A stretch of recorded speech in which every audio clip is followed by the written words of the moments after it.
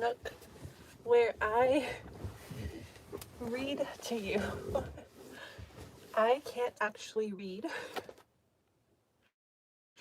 this or any content, but I can start and stop at points. This is called a book. That's all I'm going to say about that. And there's chapters in it. And chapter 1 is pain and forgiveness. This might be a book where I have to start and stop anyways. I might cry. So forgive me and be patient with me because I can't read this. Every one of us felt some pain as a child. Whether the hurt came intentionally or unintentionally, we undoubtedly experienced some measure of suffering in our family. For some, it was the physical pain of illness, accident, or family violence. For others, it was emotional pain that came with the death of a parent, divorce, or neglect. Still, others may have simply felt the pain of growing up, partaking of the inevitable losses and broken dreams that litter the stage of every childhood. Okay, already. We're good. When we experience suffering or pain, question inevitably arise in the mind. Why? Why me? Why did this happen? What did I do to deserve it?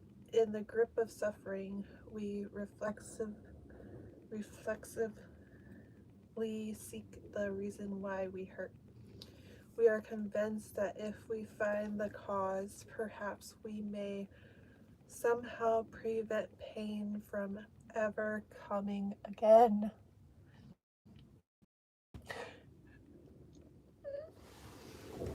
We'll stop for a minute. Just you and me again. Yep. How are you? I'm good. What are you reading? Nothing? I'm not reading anything. These sound deep. Yeah.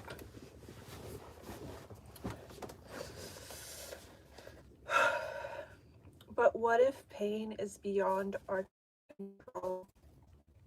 What, after all, is pain, and what is its function in our lives? Is pain always a mistake, some imbalance that must be corrected? Or is pain simply an injustice, something inflicted from outside that must be fought and guarded against at all cost?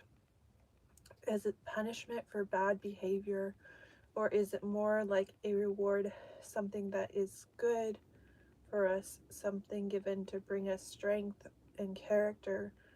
Conversely, is it even useful to assume that pain has any function at all beyond the fact that it plainly tells us we've been hurt?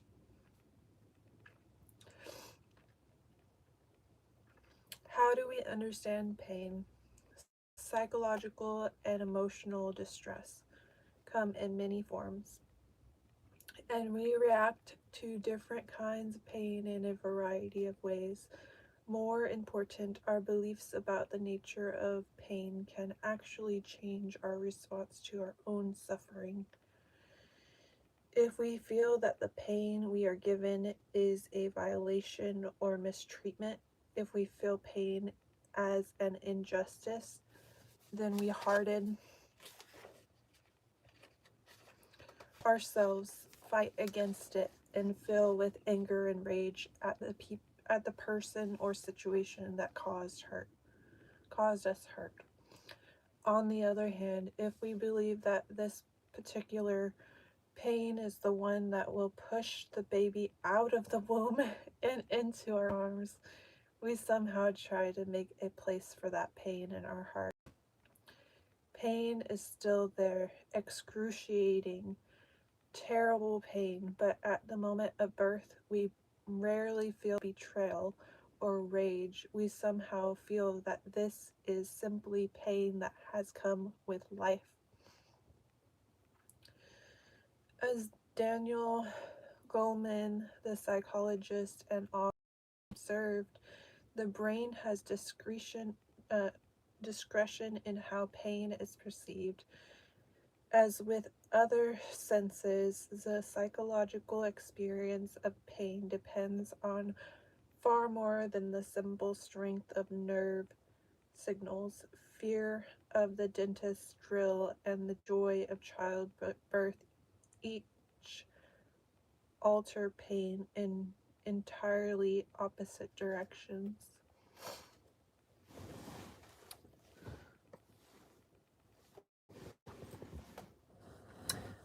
30 people. Okay, we're not reading. I can't read this. I don't know who's saying all this stuff. It's not me. Okay, why pain? Question mark. At the end of his life, Jesus was arrested by the occupying forces in Jerusalem and condemned to die. He was impaled with a crown of thorns, forced to carry his cross to the hill where he was to be crucified, and was stabbed and ridiculed as he slowly died. Before his death, Jesus cried out, my God, why have you forsaken me?" We have all come upon moments in our lives when, in deep pain and suffering, we felt that same cry rise in our own throats. We have all felt deeply hurt, wounded, or betrayed by some person, event, or tragedy, and we have undoubtedly sought to know why it happened to us. Pain and suffering are not exceptions to the human conditions.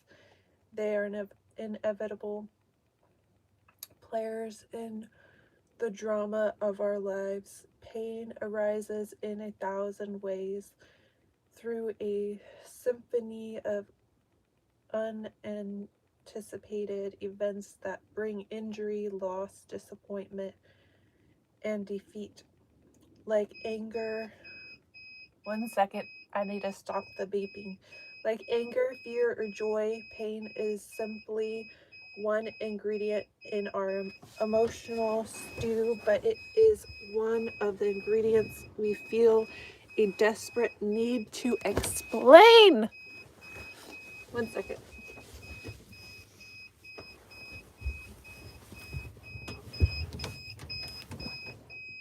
My power doesn't want to stay on for more than a few minutes. That's the problem. Okay. Why do we hurt? As children, we were forever trying to explain the pain that came our way. We tried to understand why our hearts ached. When someone yelled at us or when we lost something precious. Why did Mom yell at me? Why did Dad hit me? Whoa. Why couldn't they listen? Why didn't they hold me? Why were they so angry? Why didn't they leave me alone?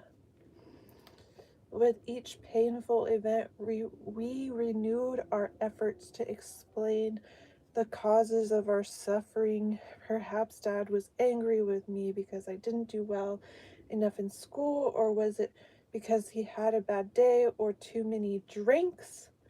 Mom must have yelled at me because I didn't help her enough in the kitchen, or maybe she was mad at Dad or feeling sick.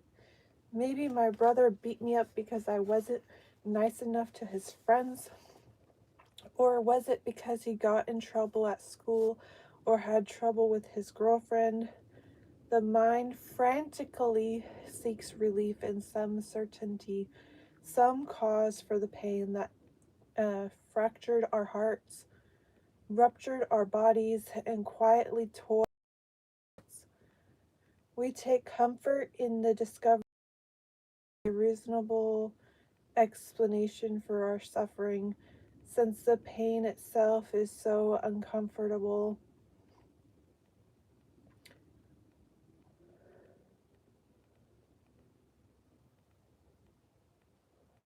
We used these childhood explanations of the causes of our suffering to shape the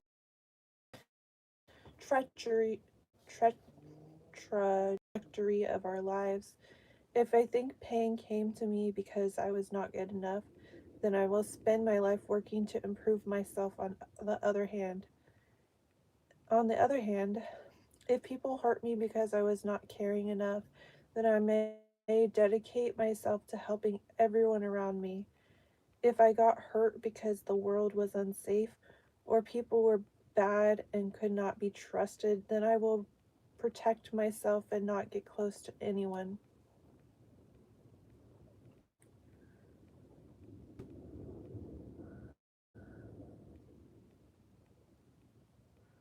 Our psychological culture sometimes falls prey to the idea that it was our childhood suffering that brought pain into our lives. We hurt now because we were hurt as children. If we were not hurt as children, we would not be hurting now. So the thing is, if we can heal what happened in our childhood, we can heal ourselves of any pain from now on. Because I hurt, something must be broken. If I fix it, maybe I will never get hurt again. Thus, every childhood explanation of pain becomes a secret theology designed to prevent any further suffering. Ain't that the truth? It, yeah, a lot of stuff there. You're beautiful. Do you often read the Bible? I read the Bible a lot. Yeah, you can go and watch the Bible, the Holy Bible playlist. Childhood suffering. Any child who is hurt will seek the comfort of loving parents, yet some families, through denial or inattention, will not feel how much the child is hurting or will pretend that the child's hurt is not real, not justified. The experience of pain is so strong that when others ignore it, we seem to feel it all the more.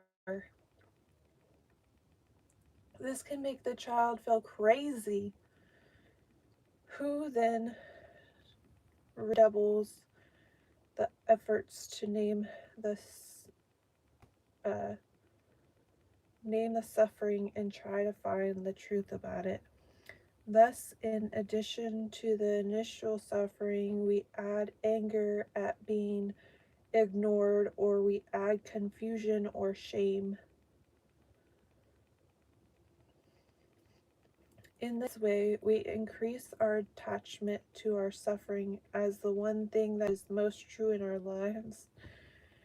I was hurt. The memory of that hurt is so strong, it has colored who I have been and has shaped who I have become.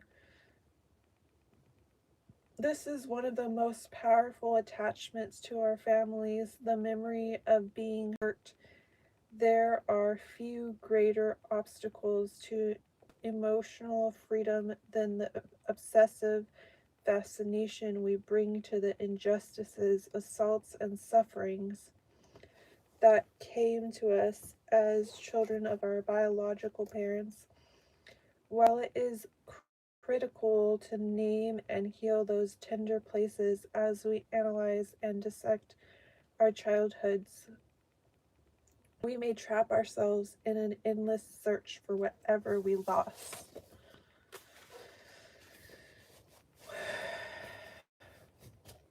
When we were small, this preoccupation with discovering the reasons behind the childhood injustices can sometimes blend our hearts to the tremendous opportunities for healing and liberation available to us in this very moment. But it is so difficult for us to let go of the search for the answers to our questions. Why did we hurt? Why me? We pick at the scabs and scars in our heart, waiting for an answer that may never come. Why me?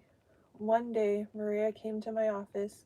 When Maria was young, her father had frequent episodes of anger that seemed to arise out of nowhere, episodes that usually ended with her father severely beating her.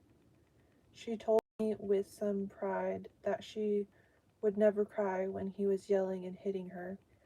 Only later, when it was over, would she go away to her room, and there in private she would cry and hold herself and repeat over and over the same question: why are they doing this to me? Maria and I explored many painful moments together, moments that included other forms of violence and more intimate forms of abuse. Each time she would ask, why did this happen?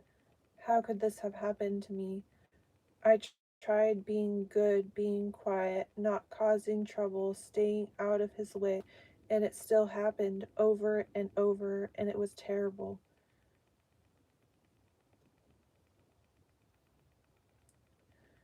She said, but it was most horrible because I couldn't understand why he was doing it to me. One day I asked her to talk to me about her father and to tell me about his pain, his pain.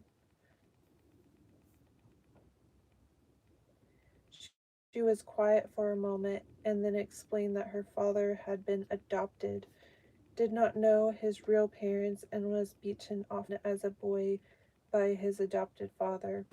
I then asked her to tell me about her father's pain, and she said that he was an alcoholic, frequently unemployed and depressed.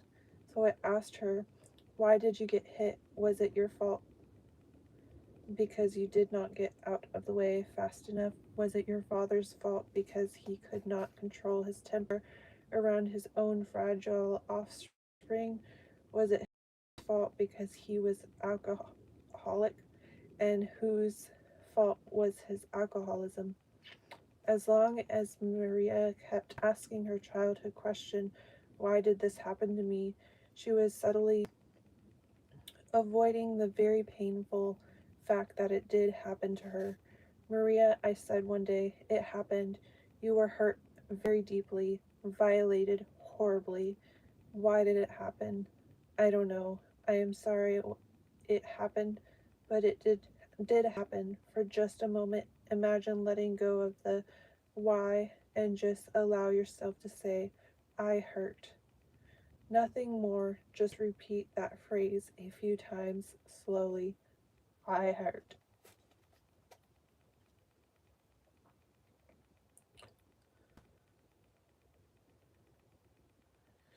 I can't read this.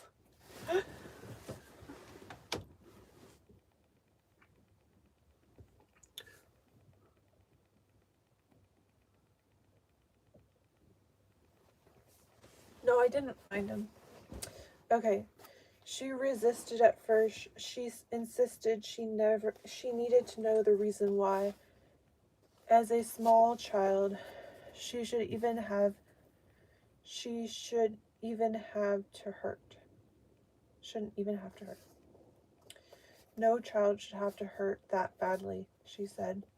But very slowly she began to say the words, letting them quietly sink into her. I hurt. I hurt. And slowly she began to cry deep and full, grieving the terrible pain in her heart. Now she could feel it, the sadness, the ache, the wound. She was hurt. We would rather explain our hurt than feel it. For many of us, it is easier to say, I hurt because my father never understood me, than it is to say, I hurt when we were small. We attached stories to our pain, stories about how it came and why it was there. And so now, whenever we hurt, we do not feel simply the sensation of pain. We feel the story of our suffering. I hurt because I was never held. I hurt because I was beaten. I hurt because my parents were clumsy in this or that way. When we feel the old childhood story so strongly, it is hard to feel the truth of our pain in the present moment. For Maria, our work in therapy could help her understand the causes of certain historical events that were very painful for her. We could learn to accept the anger, fear, and tightness in her heart that were born of those painful moments.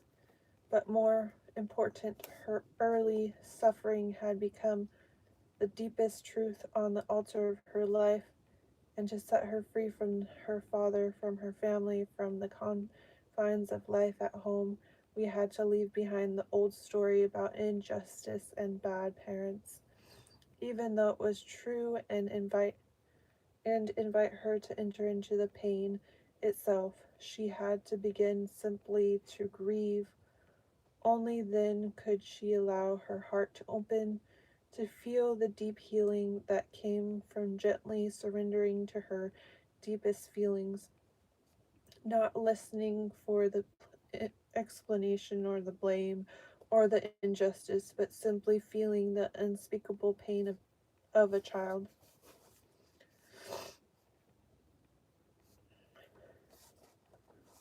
When pain is given.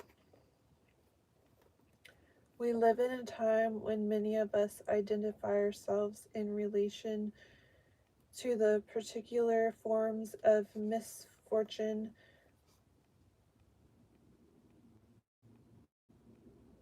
we were given.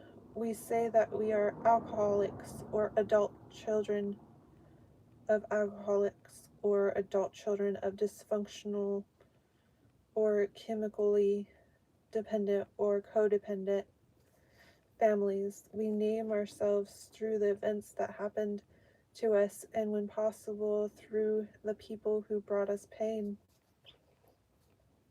But there is a subtle principle that underlies this naming process, that pain is a mistake.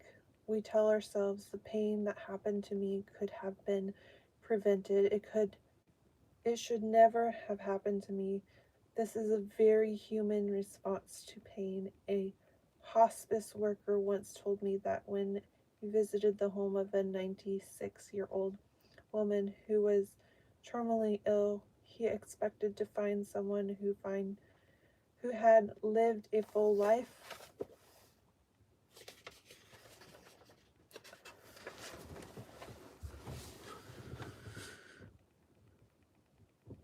Thank you.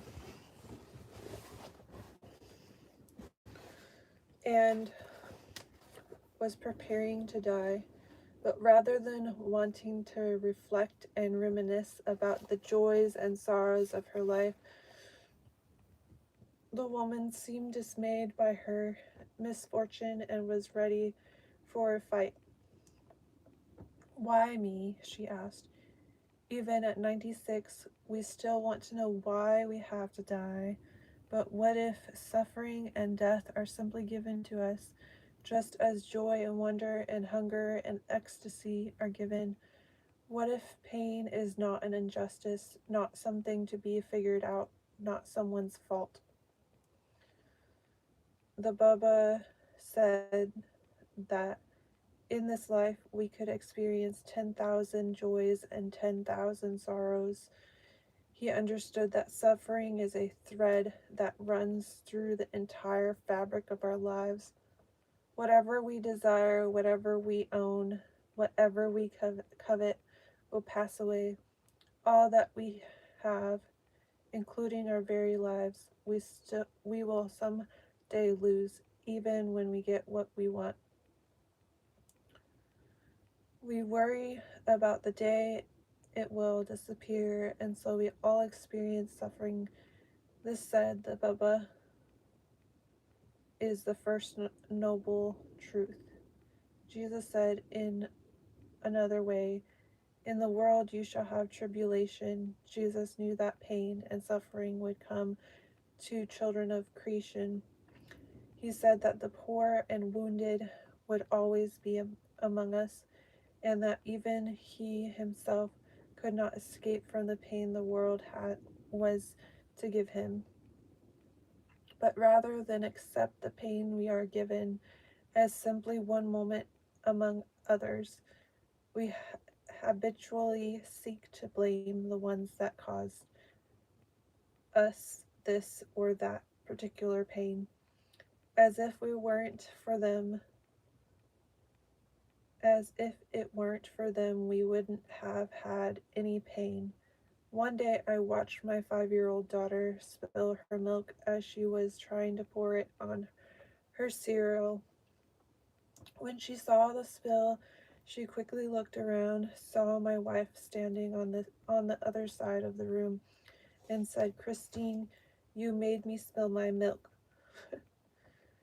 Our desire to find the person who caused our suffering can appear humorous in the life of a child, but for people who have been given much unhappiness in their lives, the quest for someone to blame can often serve to increase their misery.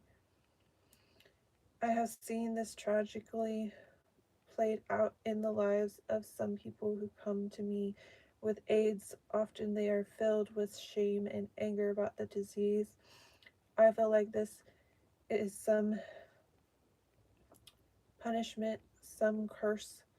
Because I am gay, I know I got AIDS because of the life I have led. They have convinced themselves that they are ill because of who they are, because of their character, because of their sexuality. The world, too, seems all too quick to agree with their judgment. If we can argue about the mortality or the politics of the illness, perhaps we can distract ourselves and avoid the devastating pain of watching thousands of our brothers and sisters suffer and die. I often ask, what if AIDS just came to you because it is what you were given? What if the virus is blind to your strengths and weaknesses?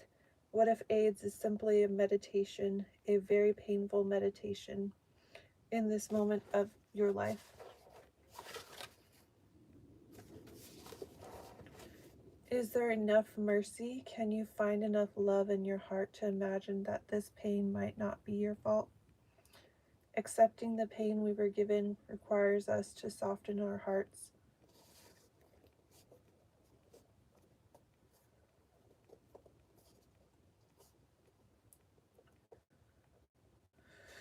And allow the pain to break us open, to acknowledge and grieve the terrible sadness that comes with abandonment, loss, illness, and disappointment.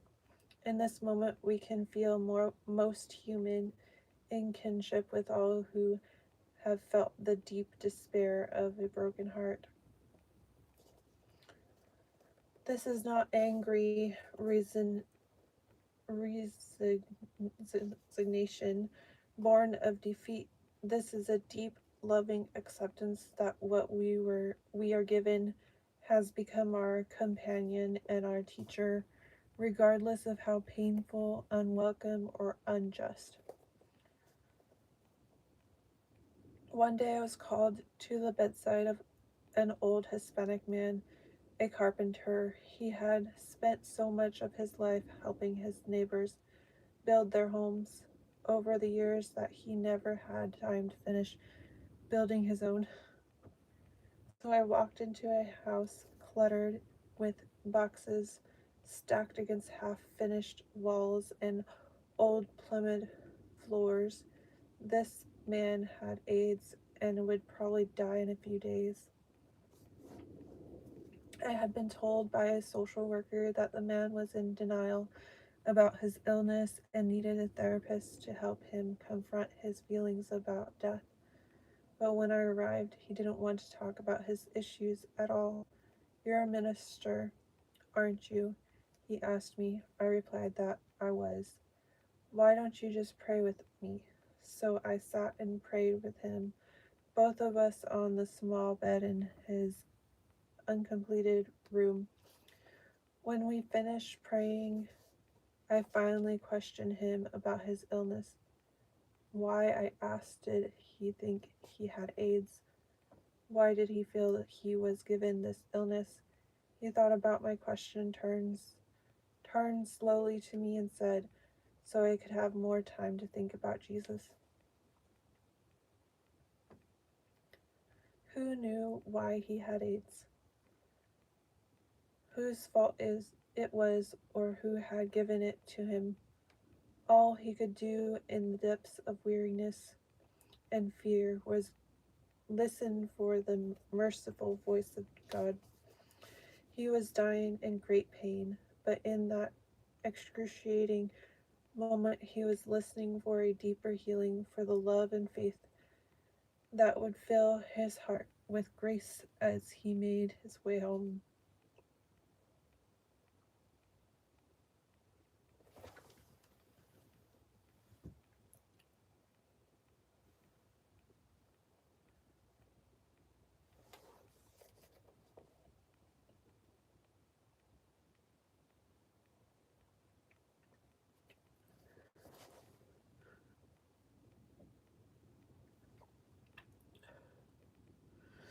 Let's read some comments. No, let's not read comments. Okay. Some people once brought a blind man to Jesus and asked him, Rabbi, who sinned, this man or his parents, that he was born blind? They all wanted to know why this terrible curse had fallen on this man. And Jesus answered, it was not that this man sinned or his parents, but that the works of God might be made manifest in him. He told them not to look for why the suffering came, but to listen for what the suffering could teach them. Jesus taught that our pain is not punishment, it is not one's fault. When we seek to blame, we distract ourselves from an excusate opportunity to pay attention, to see even in this pain a place of grace, a moment of spiritual promise and healing. No, I'm in my van. Freud once explained that when one looks at a crystal, the place where that crystal is broken is the place that most clearly reveals its structure. We can discover its essence by explaining where it is cracked. In the same way, our own wounds can be vehicles for exploring our essential nature, revealing the deepest textures of our heart and soul. If only we will sit with them, open ourselves to the pain, and allow ourselves to be taught without holding back, without blame. Many years ago, I was asked to convene a commission in California to evaluate and make recommendations on the problem of teenage delinquency and juvenile justice. Before I accepted the appointment, I asked several people involved what they thought needed to be done. Most people said the task was impossible and expressed a great deal of hopelessness about the whole system. I found that merchants blamed the schools for not keeping kids off the streets and away from their stores. Teachers blamed the parents for not supervising the kids more closely. Parents blamed the kids for not listening to them. Kids blamed the police for hassling them. And police blamed the kids, the teachers, and the parents. It was clear we were in big trouble.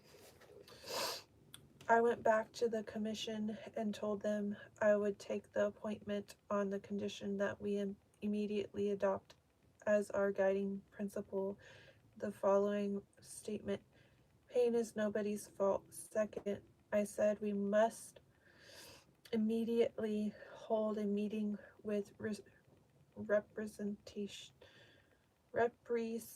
representatives from every group in each community. I believe they secretly thought I was crazy, but they agreed to adopt these principles and appointed me nonetheless. What happened on that commission was beautiful. Once everyone was released from blame or being blamed for the problem of delinquency, they were free to open their minds and hearts and carefully or playfully collaborate on some very exciting, innovative programs. We held meetings where teachers, police, juvenile offenders, parents, probation officers, gang members, and students were all working together to develop strategies that are still in place more than 10 years later, because the people who designed them never had to decide whose fault it was. Once we could see that we all had tremendous pain, felt that we all had felt tremendous pain, sorrow, and disappointment. We were free to work as allies, giving birth to fresh approaches that would alleviate the turbulence in our community. Grief in our parents. We're not reading this book.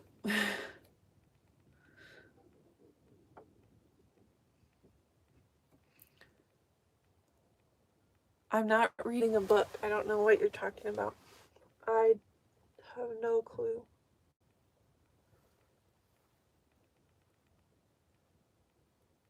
But this next part might be interesting.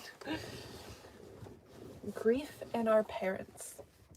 If pain is no one's fault, then pain is not the fault of our alcoholic father or inattentive mother. Our pain was simply a wind that blew through our lives, a powerful meditation that opened us to great depths of emotion and sensation.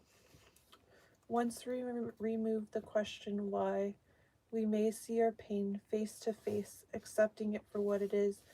Then we can begin to truly grieve, which softens the pain. The deep hurt and anger and sadness can then lead us to letting go, to forgiveness, and to healing.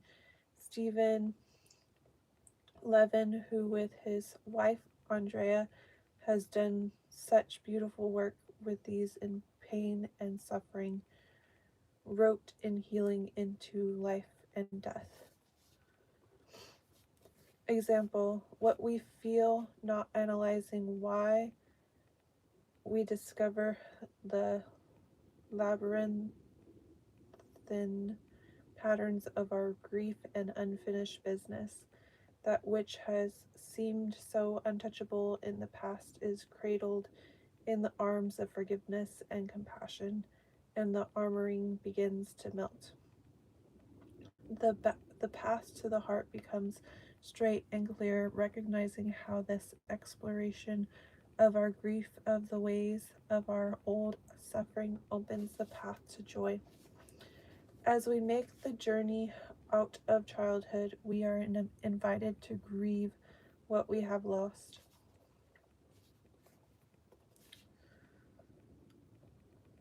As we make the journey out of childhood, we are invited to grieve what we have lost. However, many of us who explore our childhoods are not ready to let go of the old stories.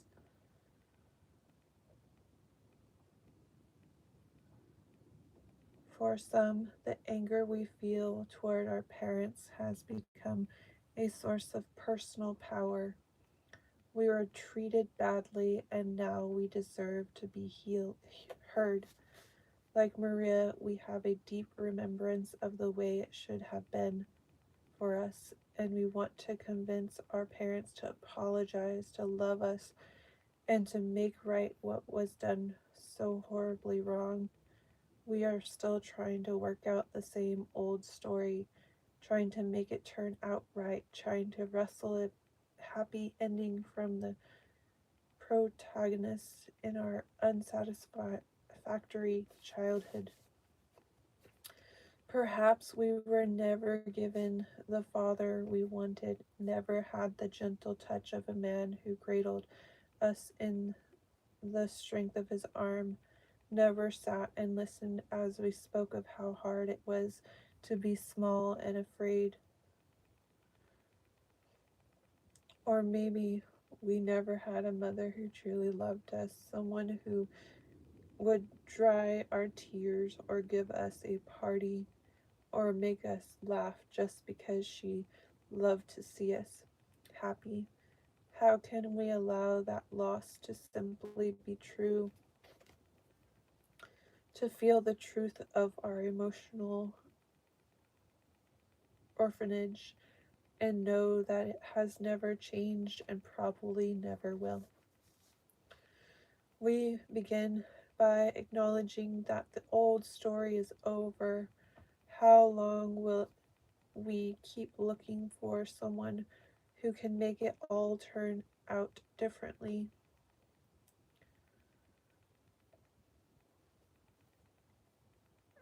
Our challenge is simply to let what was true to be true. We were hurt. We never had the parents we hoped for, never had Ward and June Cleaver, and never had Ozzy and Harriet. We were denied the perfect father we dreamed of, never had exactly the mother we wanted. When we feel the deep sadness of that loss, the pain, and the loneliness, we simply grieve the loss of our childhood, the childhood that never was and never shall be. That story is over. We're almost there. Stay on, battery. Have a nice day, too. I think we're almost there. No, we're not almost there.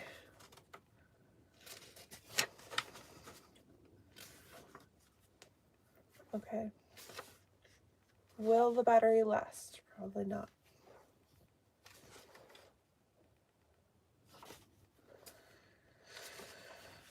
Okay. Some of us have a hard time believing that we are actually able to face our own pain. We have convinced ourselves that our pain is too deep, too frightening, something to avoid at all cost. Yet if we finally allow ourselves to feel the depth of that sadness,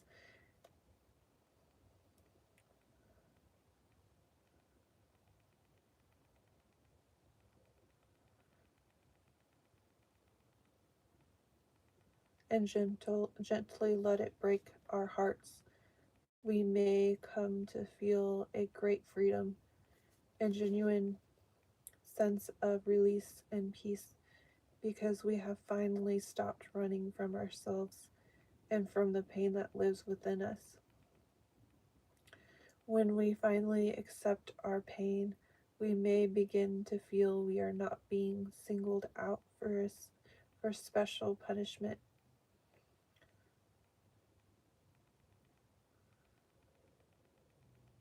We are simply feeling, as Pure Telherd D. Chardin described, the tears that are in things. Feeling that pain, we claim kinship in a new family, a broad and rich family of everyone who has ever rejoiced and who has ever suffered, who have sung and grieved just as we have done, sitting still with our sorrow. We may even start to feel ourselves opening to the suffering of other people who were hurt as children. The Sufi teacher Pierre Vilayat urges us to consider pain in this way.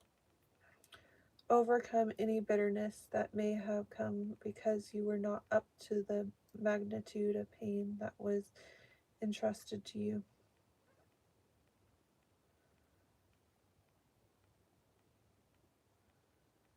like the mother of the world who carries the pain of the world in her heart.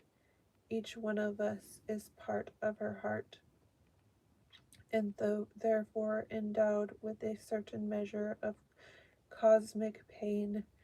You are sharing in the totality of that pain. You are called upon to meet it in joy instead of self-pity.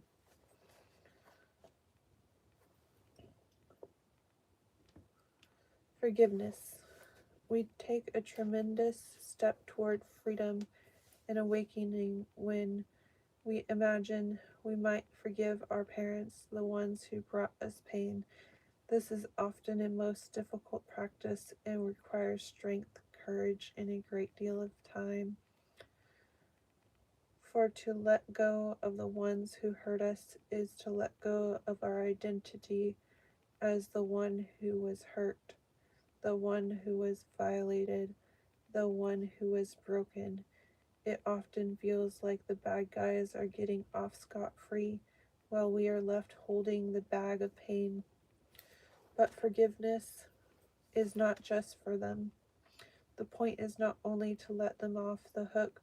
Forgiveness, especially for us, allows us to be set free from the endless cycle of pain, anger, and recrimination that keeps us imprisoned in our own suffering. What are we required to forgive? Those of us who have been deeply hurt often want to know how much we have to forgive and how soon. Must I really forgive this or that injustice or horrible violation? I am not ready. It is too soon. I still hurt too much to say that what happened to me was okay and now everything is fine. What we are forgiving is not the act, not the violence or the neglect, the incest, the divorce, or the abuse. We are forgiving the actors, the people who could not manage to honor and cherish their own children, their own spouse, or their own lives in a loving and gentle way. We are forgiving their suffering, their confusion, their unskillfulness, their desperation, and their humanity. As long as we hold on to how this or that person hurt or dishonored us, we are trapped in a dance of suffering with that person forever.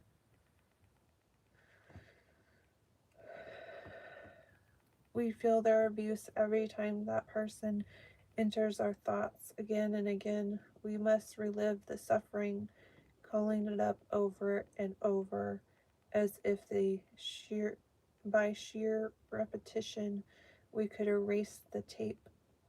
But each repetition only strengthens the habitual rut of anguish that sears our psyche. We are set free from this cycle of suffering when we forgive our parents and we allow them to be who they were, nothing more, nothing less than the ideal mother or father, perhaps, but children of God still, with all their suffering and distress, who need all the grace and mercy available to them through forgiveness. We are all set free to go our own ways and follow our own destiny. Once St. Peter asked Jesus, "How many times shall I forgive someone who hurts me?" "As many as 7 times." Peter knew that the old law stated that you had to forgive any offense at least 3 times. More than that and you were off the hook. So when Peter said 7 times, he was being charitable and he figured Jesus would marvel at his generosity. But then Jesus said to Peter, "No, not 7 times, but 70 times 7. Forgiveness is required of us in rich measure, not because the hurts that come are not painful, but because it is forgiveness that sets us free and heals the unspeakable wounds, that allows us to grow in hurt and spirit. The deeper the hurt and the more powerful the injustice, the more we are invited to grieve, to sink into our pain, and to let go into forgiveness. Those who pray the Lord's Prayer ask God to forgive us our trespasses as we forgive those who trespass against us. When we forgive one another our clumsiness, we are set free of the past. We are free to be born fresh into this moment, unencumbered by our endless struggles with the old stories. This is not an easy thing to ask. Should blacks in South Africa or the United States forgive the whites who oppressed and enslaved them? Should Native Americans forgive the conquering Spanish? Should Jews ever forgive the Nazis who put their parents and their children in the ovens? Jack Cornfield, a gentle, loving teacher of Buddhism, tells the story of going with Maha Ghosananda, a respected Cambodian monk, into the refugee camps where thousands of Cambodians had fled the terrible Holocaust conducted by Pol Pot. Every family had lost children, spouses, and parents to the ravages of genocide, and their homes and temples had been destroyed. Maha Ghosananda announced to the refugees that there would be a Buddhist ceremony,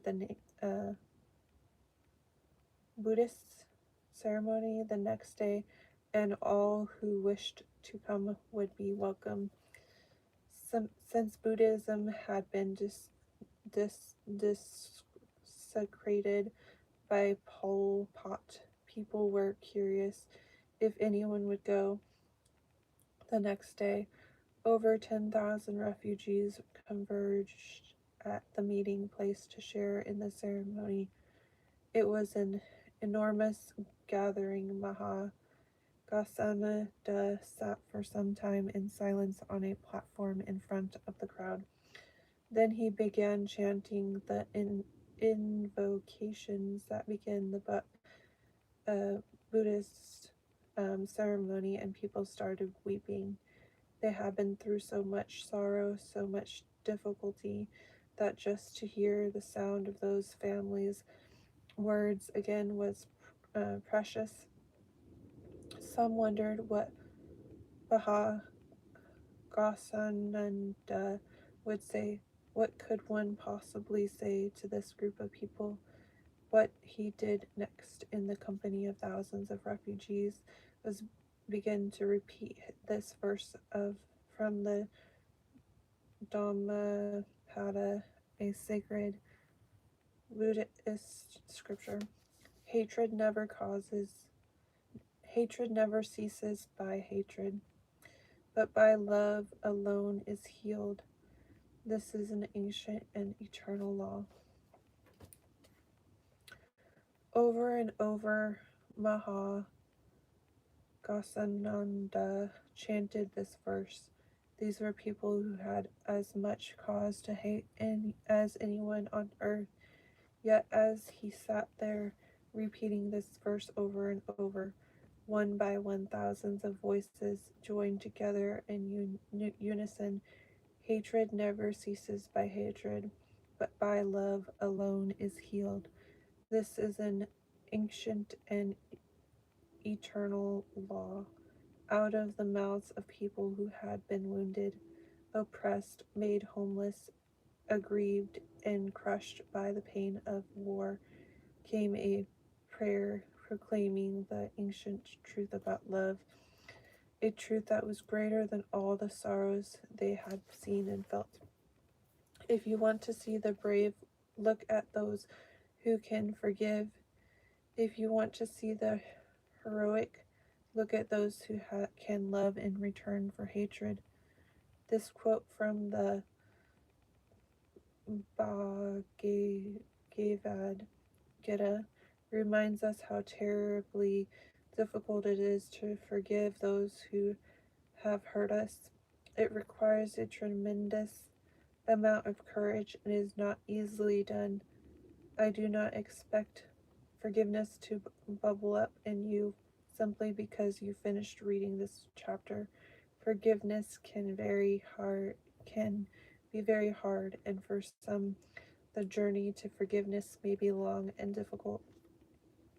At the retreats I conduct with my wife Christine, when we speak of forgiveness, some who have experienced violation or abuse or reluctant to forgive and even become angry at this suggestion.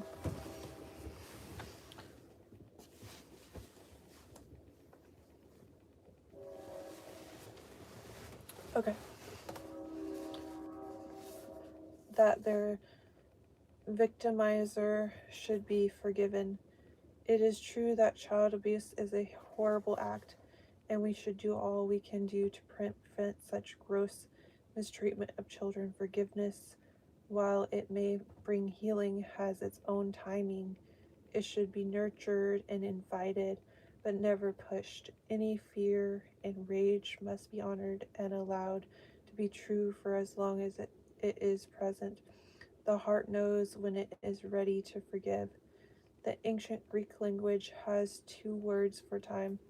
The first, chronos, describes chronological time, the measure of minutes and hours and years.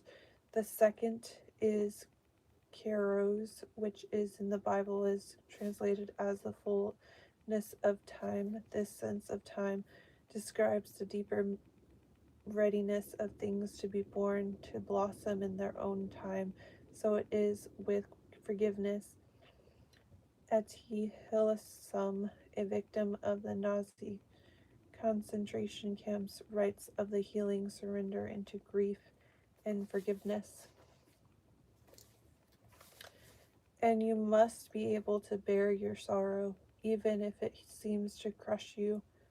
You will be able to stand up again, for human beings are so strong, and your sorrow must become an integral part of yourself. You mustn't run away from it. Do not really leave your feelings through hatred. Do not seek to be avenged on all Germans, for they too sorrow at this moment. Give your sorrow all the space and shelter in yourself that is its due. For if anyone bears grief honestly and courageously, the sorrow that fills the world will abate.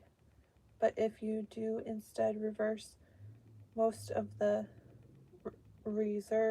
of the space inside you for hatred and thoughts of revenge, for which new sorrows will be born for others, then sorrow will never cease in this world. And if you have given sorrow the space it demands, then you may truly say, life is beautiful and so rich, so beautiful and so rich that it makes you want to believe in God.